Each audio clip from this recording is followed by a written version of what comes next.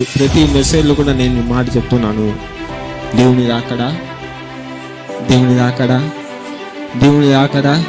అందరూ చెప్పాలి, దేవుని రాకడా చాలా సమీపంగా అయిపోయింది. సమయం కొన్ని దినాల్లో ఉండబోతున్నాం. మన కాలాల్లోనే దేవుని రాకడ చూడబోతున్నాం. ఇంకా కాలాన్ని గడుపుతూ, ఇంకా సమయాన్ని గడుపుతూ, ఇంకా నీకున్న పరిస్థితి గడుపుతూ దేవుని పరిశుద్ధతని, దేవుని మందిరాన్ని, దేవుని యొక్క ఆత్మీయ జీవితాన్ని, నీ యొక్క ఆత్మీయ జీవిత విధాన్ని నువ్వు పక్కన తోసేసుకుంటే, తల్లి తండ్రి మీ రెండు చేతులు చెప్తున్నా, మీరు విడవబడుతుందేమో. మీరు విడవబడితే ఎవరికి బాధ తెలుసా? ఎవరికో కాదు, చూడను మనకే బాధ.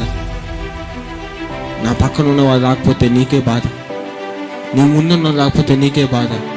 మన సంఘంలో ఒక్క తప్పిపోయినా మనకే, శరీరం అంతా మనదే, శరీరంలో ఒక్క పుల్ల పోయినా మనకే బాధ, చేతిలో గాయమన్నా మనకే బాధ, కాలు కింద గాయపడినా మనకే బాధ, తలపైన గాయమన్నా శరీరానికే బాధ.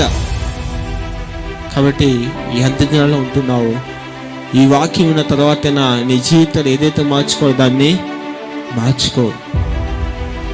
ఎందుకు చెప్తున్నా అంటే, మీరు లోకం ఇప్పుడు నాకు టైం లేదు కాబట్టి, లోకంలో దేవుని అక్కడికి వచ్చిన సూచనలన్నీ కూడా నెరవేరిపోతున్నాయి. నెరవేరి కూడా కొన్ని పోయాయి, నెరవేరైపోయాయి. ఇంకా కొంచెమే సమయం, కొంచెమే దేవుడు రాబోతున్నాడు ప్రియమిత్రులారా.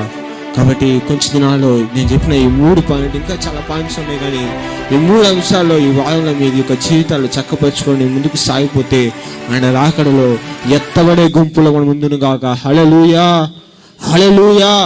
కాబట్టి ఈ వాక్యం చేత మనం సరి చేసుకుందాం, దేవుని రాకడికి సిద్ధపడగలుగుదాం. దేవుడు